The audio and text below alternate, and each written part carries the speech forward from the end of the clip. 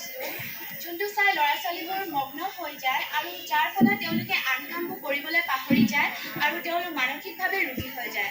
আপোনাৰ ছোৱালীজনীৰ দৰে মই আন বহু ল'ৰা ছোৱালীকে দেখিছোঁ যিবোৰে মোবাইলত আকৰ্ষিত হৈ এনেদৰে মানসিক ৰোগী হ'বলগীয়া হৈছে। মই ইয়াকে ক'ম যে আপুনি আপোনাৰ ছোৱালীজনীক মোবাইল চোৱাটো একদমেই বন্ধ কৰি দিয়ক আৰু সচেতন হ'ব যাতে ছোৱালীজনীয়ে মোবাইলত নিচায়। হ'ব ডক্টৰ, আপোনাৰ কথাবোৰ আজিৰ পৰা মনত ৰাখিম বাৰু। তেনেহ'লে ধন্যবাদ আপুনি অহাৰ বাবে। ধন্যবাদ। ছোৱালীজনী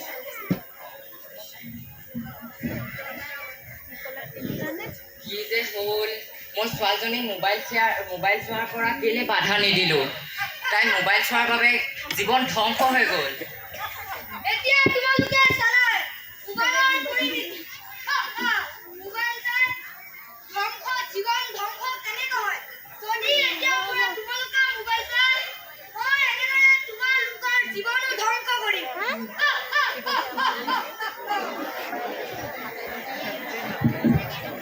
গতিকে দেখিলে আমি এই নাটকখন কি কাৰণে কৰিছোঁ আপোনালোকে ধৰিব পাৰিছেই চাগে। বহু ল'ৰা ছোৱালীৰ মোবাইল বেছিকৈ ব্যৱহাৰ কৰাৰ বাবে বিভিন্ন ধৰণৰ ৰোগ সৃষ্টি হৈছে আৰু সমাজত আতংক সৃষ্টি হৈছে। গতিকে আপোনালোকক এই নাটকখন আমি সজাগতা জগাবলৈ কৰিছিলোঁ।